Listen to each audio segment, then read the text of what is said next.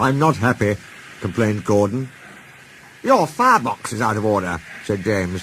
No wonder after all that coal you had yesterday. Hard work brings good appetite, snapped Gordon. You wouldn't understand. I know, put in Duck brightly. It's boiler ache. I warned you about that standpipe on the other railway, but you drank gallons. It's not boiler ache, protested Gordon. Of course it is, said Henry. That water's bad. It furs up your tubes. Your boiler must be full of sludge. Have a good wash out. Then you'll feel a different engine. Don't be vulgar, said Gordon huffily. Gordon backed down on his train, hissing mournfully. Cheer up, Gordon, said the Fat Controller. I can't, sir. The others say I've got boiler ache, but I haven't, sir. I keep thinking about the dreadful state of the world, sir. Is it true, sir, what the diesels say? What do they say? They boast that they've abolished steam, sir. Yes, Gordon, it is true. What, sir? All my Doncaster brothers, drawn the same time as me, all gone, except one. The guard's whistle blew, and Gordon puffed sadly away. Poor old Gordon, said the Fat Controller. If only we could. Yes, I'll ask his owner at once. He hurried away. Arrangements took time, but one evening Gordon's driver ran back excited. Wake up, Gordon! The Fat Controller's given you a surprise! Look! Gordon could hardly believe it. Backing towards him were two massive green tenders, and their engine shape was very like his own. It's Flying Scotsman, he gasped. The Fat Controller's brought him to see me. Oh, thank you, sir. Gordon's toot of joy was drowned by Flying Scotsman's as he drew happily alongside.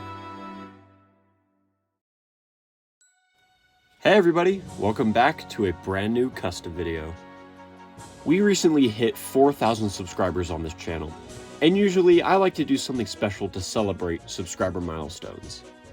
Usually it's a story video, but this time I decided to do something different. Scratch build a new custom. And since it's a very special occasion, I found it only fitting to build a very special engine. Flying Scotsman.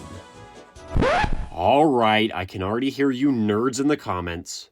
City, why didn't you just get the wooden railway Flying Scotsman? Well, I'll tell you why.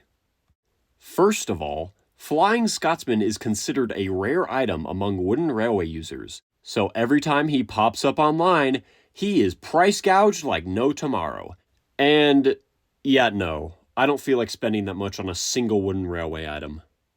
And second, I personally think that the wooden railway Flying Scotsman is pretty bad. Yeah, I said it, and for a multitude of reasons too.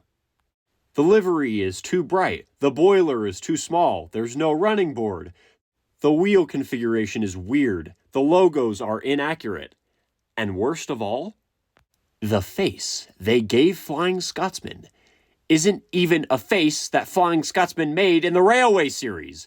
It was Henry. Don't believe me? Look at this. Look! I'm sorry, but how? How? How do you mess up that badly? Scotsman is literally right there in the background. And yet somehow you still confuse the guy with two tenders with the one pulling 7. 7! I'm sorry, that got a little heated. Back to the custom. As I had no plans to get a wooden railway Flying Scotsman, I thought, I'll just make my own. And that's exactly what I did. But I did not want it to be an exact replica of the wooden railway Flying Scotsman, so I decided to do my own take on it. So I took a lot of inspiration from Flying Scotsman in the Railway series, the real-life Flying Scotsman, and the wooden railway Gordon, When you combine all of those together, you get, well, this. Now let's dive in and see how I made it.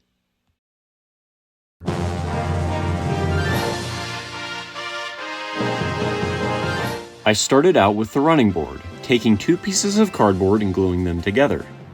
I then cut out various shapes for the cab, glued them together, and then attached it to the running board.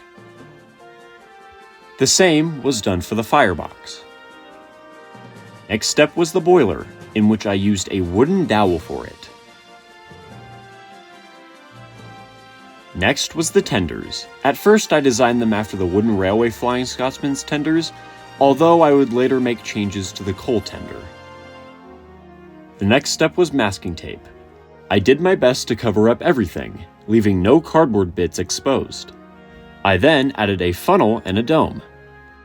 I opted against using the banjo dome design for my Flying Scotsman, as designing one would be very tedious, and personally, I like the rounded dome look more.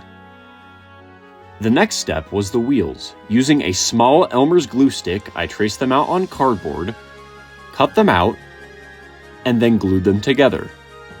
Once all the wheels were done, it was time to design the chassis. I used Q-tips for the axles the chassis would turn on, and I designed the chassis after the standard wooden railway Gordon chassis. I just said chassis 3 times in one sentence. I then used Q-tips for the wheel axles, and the main body was complete.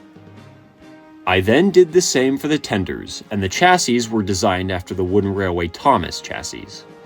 And boom, the base of the engine is now complete. The next step is painting. Now, I've always been a huge fan of the L&ER apple green. So by using a mixture of 2 different greens, I painted the boiler, the cab, the wheels on the engine, and the sides of the tender. Then using black, I painted the smoke box, the cab roof, the chassis, and the wheels on the tenders.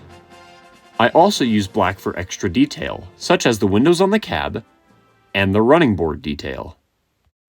Then, using white, I painted the stripes on the boiler and the lining on the cab, although I would later remove the lining on the cab as I think it looks better without it. I then finally used gray for the handrail and red for the buffer beam, although I would later change it back to green. I then went to the computer and designed decals and a face, printed them out, and then applied them to the model. It was also at this time that I used gold and red to paint Flying Scotsman's nameplate above his wheel arch. The final step was magnets. I applied them to the front and the back. And voila! The custom was complete. And if I'm being honest, this is probably my new all-time favorite scratch-built custom I've ever done. I love it. Alright, and I can already hear y'all. City, if you wanted to portray Scotsman like how he is in the Railway series, you should have given him a British Railways logo on his cab, not his number. Okay, well, I can always change the number out for a British Railways logo whenever I want, but I gave him his number on his cab on purpose. Because, as you see here, if I remove his second tender, I can also have Flying Scotsman during his Big 4 Railways days.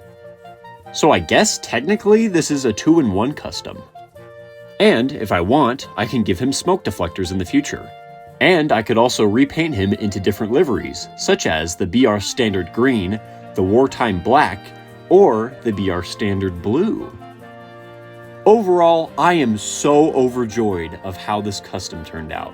I'm gonna be honest, I think it's gonna be pretty hard to top how good this custom is in the future. And I hope you guys enjoyed this custom too. If you'd like to support customs like this, or just the channel in general, go check out my Patreon. Link is in the description. Once again, guys, thank you so much for 4,000 subscribers. I never thought we'd get this far. And if you haven't already, drop a like on this video and subscribe to the channel. It really helps. Take care, guys. Thanks for watching.